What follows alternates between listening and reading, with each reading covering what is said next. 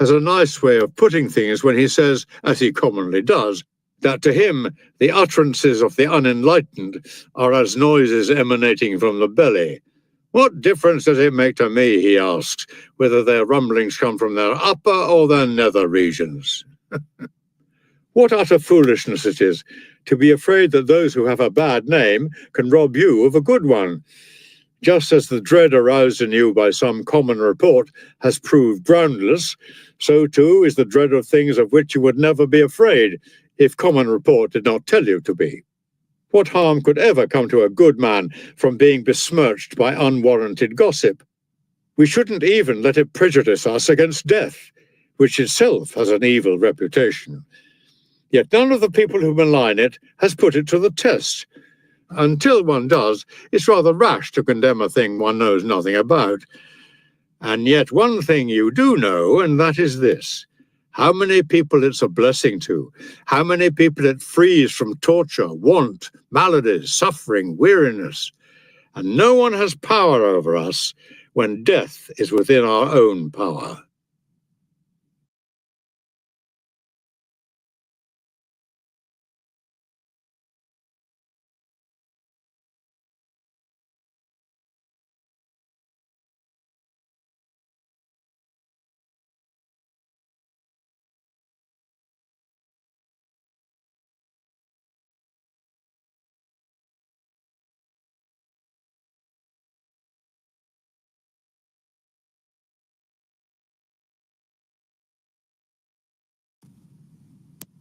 Letter number 104. I've got away to my place at Momentum. Getting away from what? Guess. The city? No, a fever. And just as it was infiltrating my defences too. It had already taken hold on me, my doctor being decided, in his opinion, that a disturbed, irregular pulse, its natural rhythm upset, was the start of it. Whereupon I immediately ordered my carriage out, and although my Paulina tried to hold me back, insisted on driving away. I kept saying the same thing as my mentor, Gallio, when he started sickening for a fever in a Kia. He immediately boarded a ship, assuring everyone that the disorder was to be put down to the place where he was living and not to his constitution. I told Paulina this. She is forever urging me to take care of my health, and indeed, as I come to realize the way her very being depends on mine, I am beginning in my concern for her to feel some concern for myself. So, although old age has made me better at putting up with a lot of things, here I am coming to lose this advantage of being old. The notion occurs to me that inside this old frame there exists a young man as well, and one is always less severe on a young man. The consequence is that since I haven't managed to get her to put a little more bravery into her love for me, she has managed to induce me to show a little more love and care for myself. For concessions have to be made to legitimate emotions.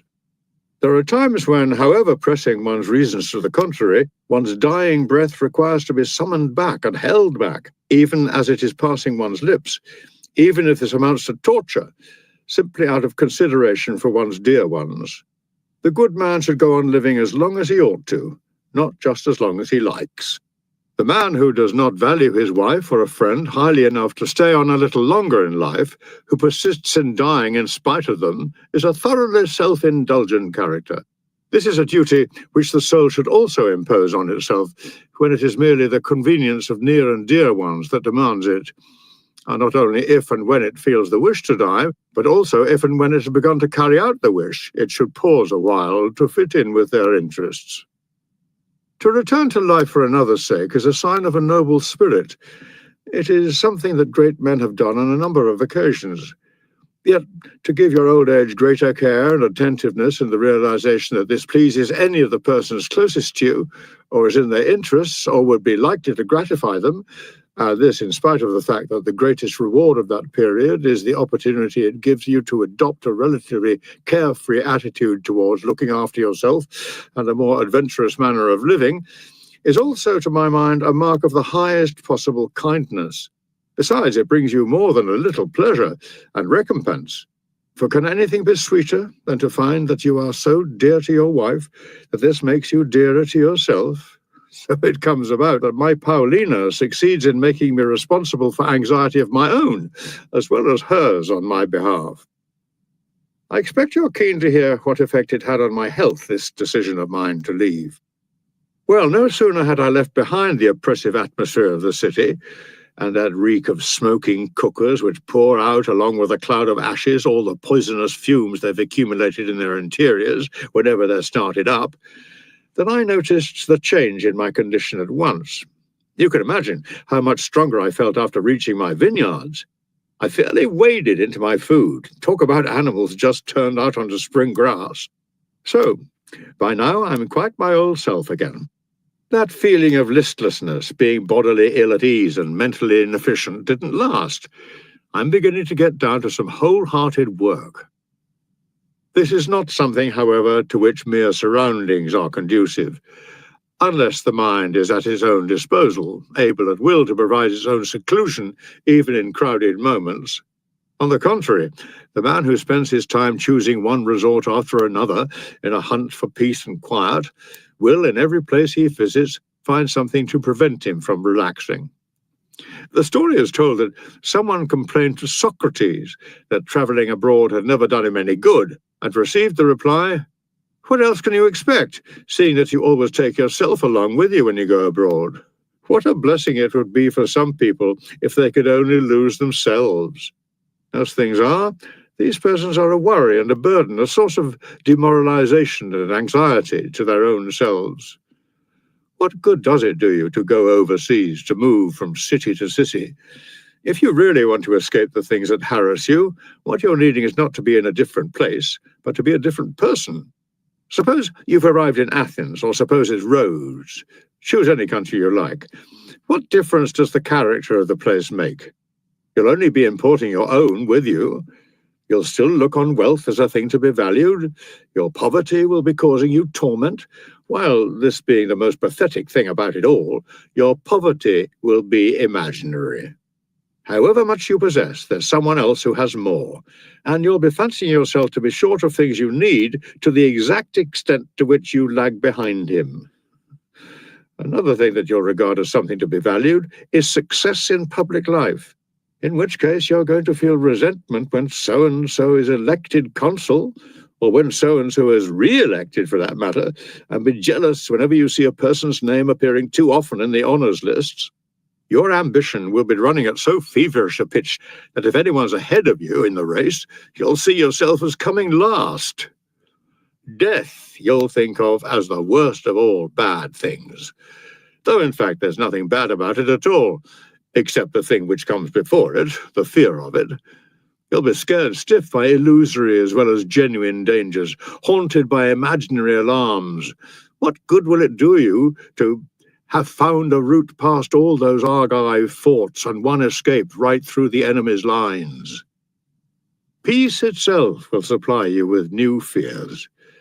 If your mind has once experienced the shocks of fright, you'll no longer have any confidence even in things which are perfectly safe.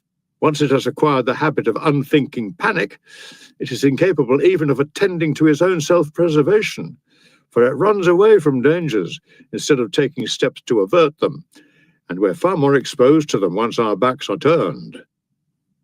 To lose someone you love is something you'll regard as the hardest of all blows to bear, while all the time this will be as silly as crying because the leaves fall from the beautiful trees that add to the charm of your home.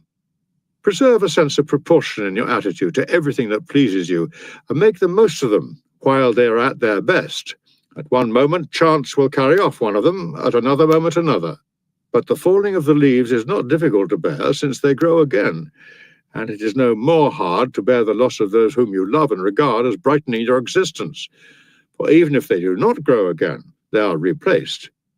But their successors will never be quite the same. No, and neither will you. Every day, every hour sees a change in you, although the ravages of time are easier to see in others. In your own case, they are far less obvious because to you they do not show. While other people are snatched away from us, we are being filched away surreptitiously from ourselves. Are you never going to give any of these considerations any thought, and never going to apply any healing treatment to your wounds, instead of sowing the seeds of worry for yourself by hoping for this or that, or despairing of obtaining this or that other thing? If you're sensible, you'll run the two together, and never hope without an element of despair, never despair without an element of hope. What good has travel of itself ever been able to do anyone? It has never acted as a check on pleasure or a restraining influence on desires. It has never controlled the temper of an angry man or quelled the reckless impulses of a lover. Never, in fact, has it rid the personality of a fault. It has not granted us the gift of judgment. It has not